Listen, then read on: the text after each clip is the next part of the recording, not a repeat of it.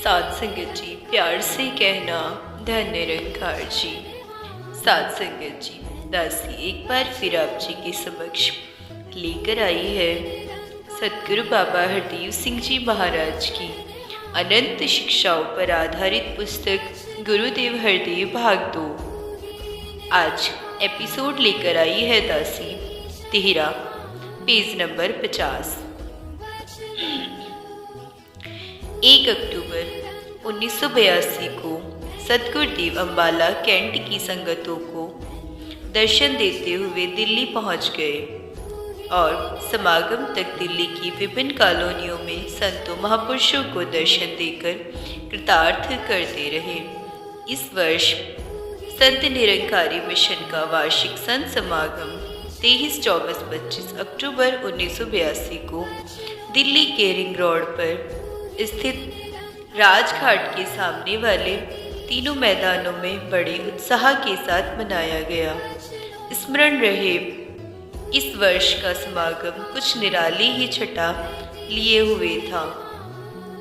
यह संत निरंकारी मिशन का 35वां संत समागम था।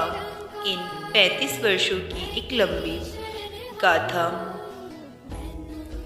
है। 1978 से तो इस मिशन के इतिहास में कुछ ऐसे पृष्ठ जुड़ने लगे जो लोगों को युगों तक ईश्वरीय इच्छा में जीने की प्रेरणा देते रहेंगे।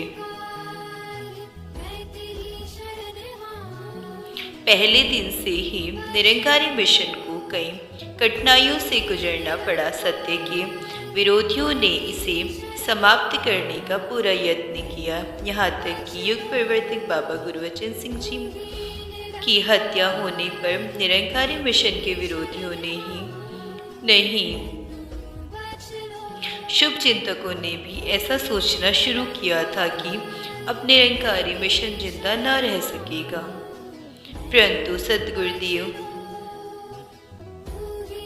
हरदेव जी महाराज के दैवी नृतत्व में न केवल निरंकारी मिशन को जीवन दान दिया, बल्कि सत्य अमर है, सतगुरु अमर है, इस आध्यात्मिक सिद्धांत को भी पूर्णतः सिद्ध कर दिया। गुरुदेव हरदेव ने अपनी सहनशीलता, नम्रता और मानव प्रेम जैसे गुणों को निरंकारी संतों में साकार करके दिखा दिया। फलस्वरूप निरंकारी मिशन जितना लोकप्रिय हुआ, इसका प्रमाण 35वें संत समागम पर आए 6 लाख से अधिक लोगों का समूह था। लाख प्रयत्न करने पर भी समागम के पूरे प्रबंध ढीले पड़ गए। खैर, यहाँ इतना ही निवेदन करना काफ़ी है कि समागम के लिए इस वर्ष भी पिछले वर्ष वाले तीनों मैदान छोटे पड़ गए। समागम का आरंभ हर वर्ष सेवा दल के नौजवान ही करते हैं। देखते देखते कुछ ही दिनों में वे नौजवान उन मैदानों को एक नए नगर का रूप प्रदान कर देते हैं। यहाँ हर वर्ष समागम की सभी योजनाएं पूज्य चड्ढा साहब अपने सभी साथियों को लेकर बनाते हैं, जिसे साकार रूप देते हैं ये जवान संत। सत्संग के कार्यक्रम में अनेकों गायक, कलाकार, कवि, भिन्न भिन्न देशों से आए हुए वक्ता, महापुरुष भाग लेते हैं, जिसका विवरण पाठक जन संत निरंकारी पत्रिका के बराबर बढ़ते आ रहे हैं। निर्मल जोशी जी बड़ी लगन से इस जिम्मेदारी को पिछले कई वर्षों से निभाते आ रहे हैं। इस समागम में भी सेवादल रैली, कवि सम्मेलन और मुखी प्रमुखों की मीटिंग अपने अपने समय पर संपन्न हुई। पहले दिन के अंत में सतगुरुदेव हरदेव जी ने अपने प्रवचनों में 2-3 बातों पर विशेष ध्यान दिलाते हुए फरमाया, हमें उन शहीदों को याद रखना चाहिए जिनके बलिदानों के फलस्वरूप इस तरह शांत वातावरण में बैठकर हम हरि का यश कर रहे हैं। साथ ही में शहीदों के परिवारों से प्रेरणा लेनी चाहिए कि जिस प्रकार उन्होंने हर हाल में प्रभु के भाणे को बैठा करके माना है और आज तक सब कष्ट और दुख सहकर सत्य पथ पर दृढ़तापूर्वक चल रहे हैं। हमें भी उसी दृढ़ता और विश्वास से सच के प्रचार के लिए हर प्रकार का बलिदान देने के लिए तैयार रहना चाहिए। सतगुरु देव ने आगे कहा,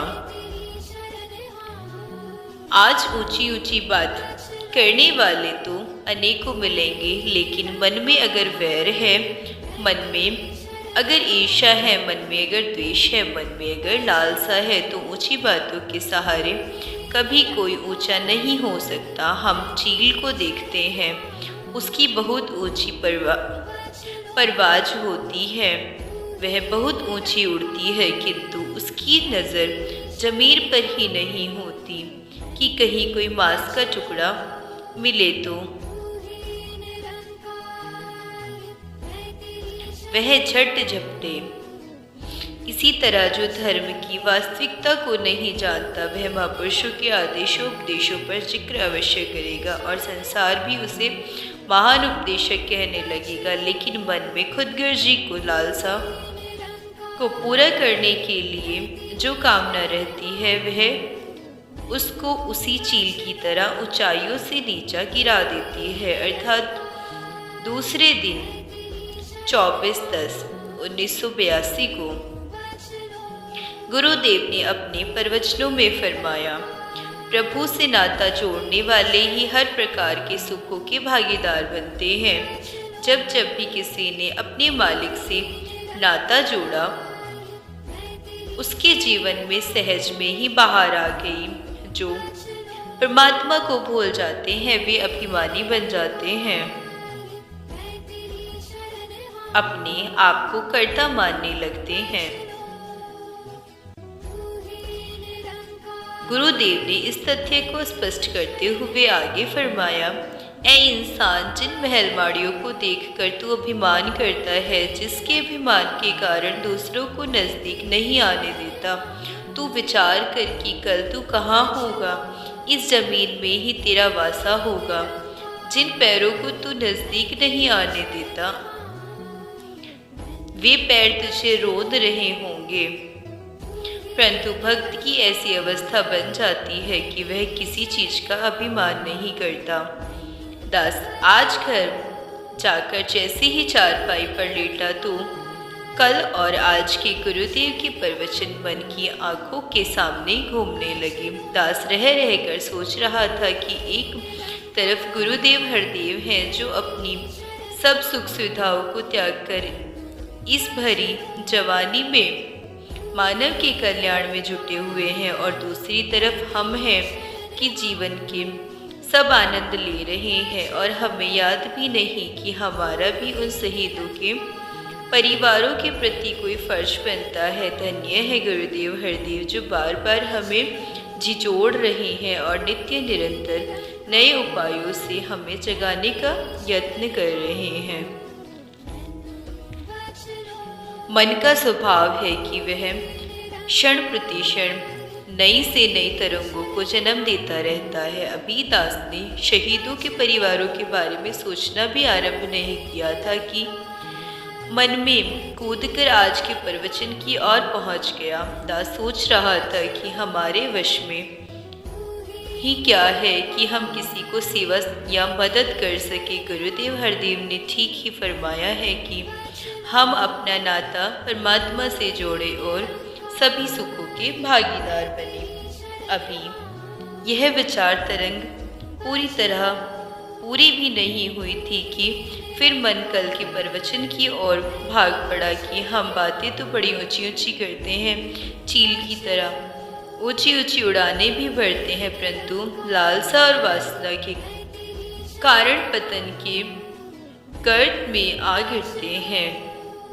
इन्हीं तरंगों में डूबता तैरता हुआ दास नींद की गोद में चला गया।